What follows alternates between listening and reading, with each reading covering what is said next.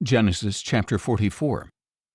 Then Joseph instructed his steward, "Fill the men's sacks with as much food as they can carry, and put each one's silver in the mouth of his sack. Put my cup, the silver one, in the mouth of the youngest one's sack, along with the silver for his grain." So the steward did as Joseph had instructed. At daybreak the men were sent on their way with their donkeys. They had not gone far from the city when Joseph told his steward, "Pursue the men at once, and when you overtake them ask, 'Why have you repaid good with evil? Is this not the cup my master drinks from and uses for divination? What you have done is wicked.'" When the steward overtook them, he relayed these words to them. "Why does my lord say these things?" they asked. "Your servants could not possibly do such a thing. We even brought back to you from the land of Canaan the silver we found in the mouths of our sacks. Why would we steal silver or gold from your master's house? If any of your servants is found to have it, he must die, and the rest will become slaves of my lord." "As you say," replied the steward, "but only the one who is found with a cup will be my slave, and the rest of you shall be free of blame." So each one quickly lowered his sack to the ground and opened it. The steward searched, beginning with the oldest and ending with the youngest, and the cup was found in Benjamin's sack.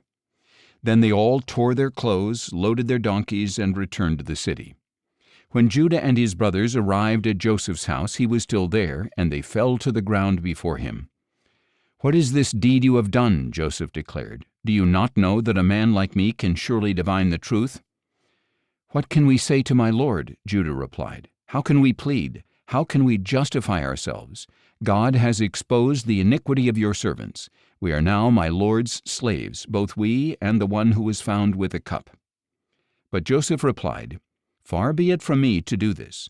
The man who is found with a cup will be my slave. The rest of you may return to your father in peace." Then Judah approached Joseph and said, "Sir, please let your servant speak personally to my lord. Do not be angry with your servant, for you are equal to Pharaoh himself. My lord asked his servants, 'Do you have a father or a brother?' And we answered, 'We have an elderly father and a younger brother, the child of his old age. The boy's brother is dead. He is the only one of his mother's sons left, and his father loves him.' Then you told your servants, 'Bring him down to me so that I can see him for myself.'